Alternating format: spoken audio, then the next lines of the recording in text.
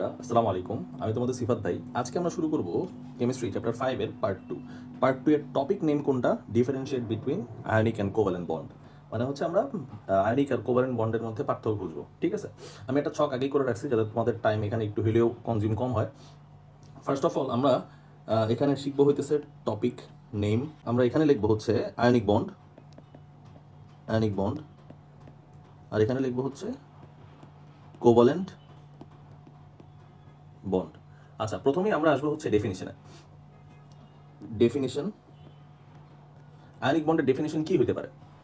Ionic বন্ডের ডেফিনিশনের মধ্যে আমরা বলতে পারি এই যে বন্ডটা ফর্ম হয়, সেই বন্ডটা ফর্ম হয় হচ্ছে ইলেকট্রন ট্রান্সফারের কারণে। ঠিক আছে, তাহলে আমরা লিখতে পারি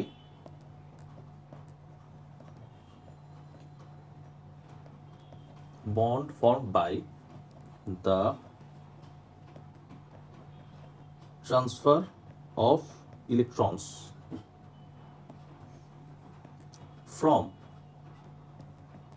ওয়ান অ্যাটম টু অ্যানাদার। আবার কোভ্যালেন্টের মধ্যে আমরা লিখতে পারি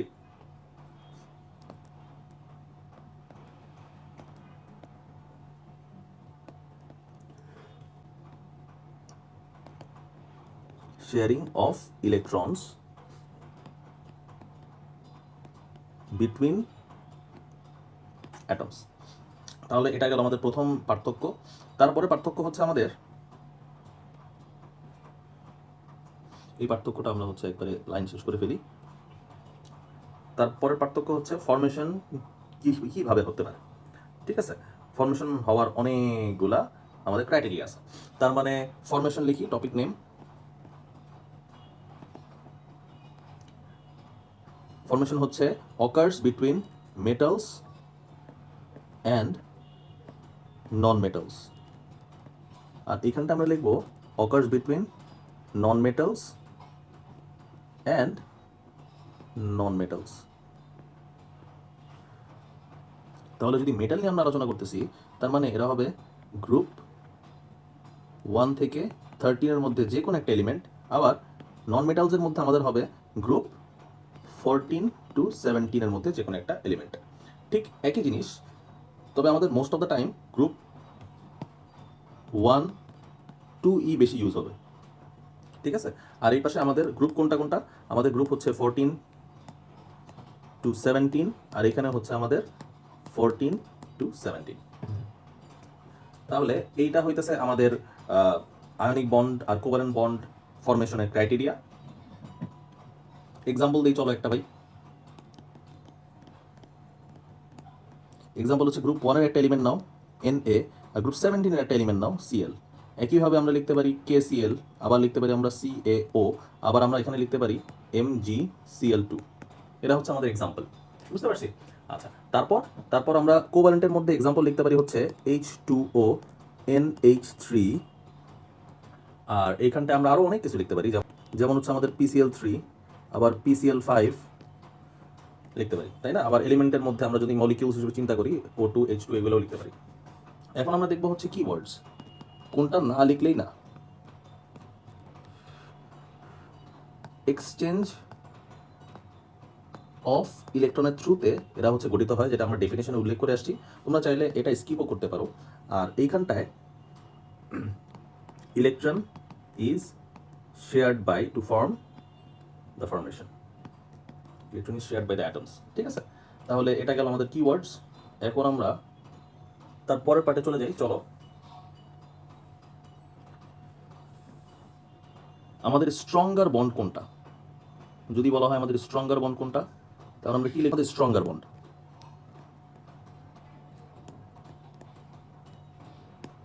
4 নম্বর। এটা স্ট্রঙ্গার বন্ড হইতেছে আমাদের আয়নিক বন্ড, আর কোভ্যালেন্ট বন্ড হচ্ছে কম্পারেটিভলি উইকার।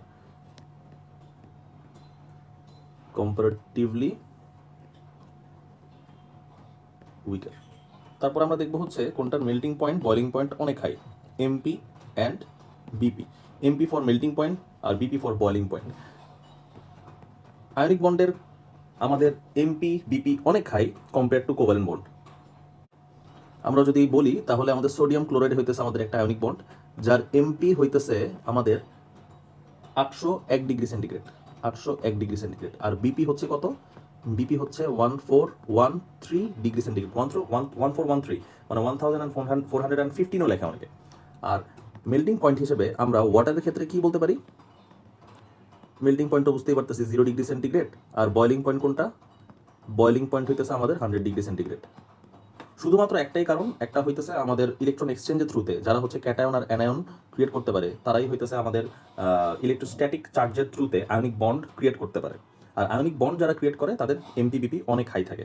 তোমরা যদি এক্সাম্পল হিসেবে NaCl আর H2 দিতে পারো, তাহলে পরীক্ষার খাতায় অবশ্যই এটা আলাদা হয়ে যাবে, একটা রিমার্ক হিসেবে সেট হবে, স্যারদের কাছ থেকে বেশি নাম্বার পাবা। 6 নাম্বার, ইলেকট্রিক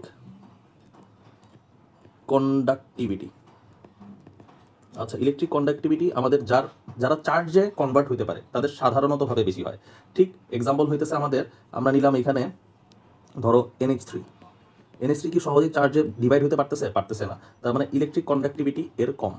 আর আমরা যদি বলি আয়নিক বন্ডের ইলেকট্রিক কন্ডাক্টিভিটি কেমন, যেমন সোডিয়াম প্লাস আর ক্লোরিন মাইনাস, এই দুইটা একসাথে হয়ে আমাদের হয়ে যাবে NaCl, তার মানে এদের ইলেকট্রিক কন্ডাক্টিভিটি অনেক হাই। এটা হচ্ছে আমাদের 6 নম্বর পয়েন্ট গেল। তারপর আমরা দেখবো হইতেছে সলিউবিলিটি, 7 নাম্বার।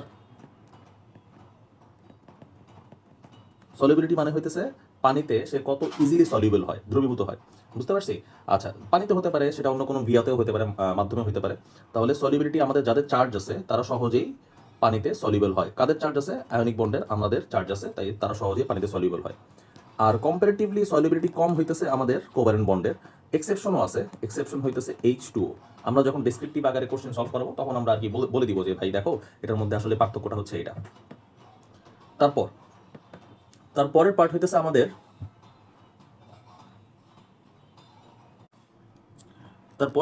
আমাদের বন্ড স্ট্রেংথ। বন্ড স্ট্রেংথ আমাদের কার বেশি? বন্ড স্ট্রেংথ আমাদের বেশি হচ্ছে, চলো ভাইরা এটা মার্ক করে রাখি। আচ্ছা, ইলেকট্রোস্ট্যাটিক চার্জের থ্রুতে, ইলেকট্রোস্ট্যাটিক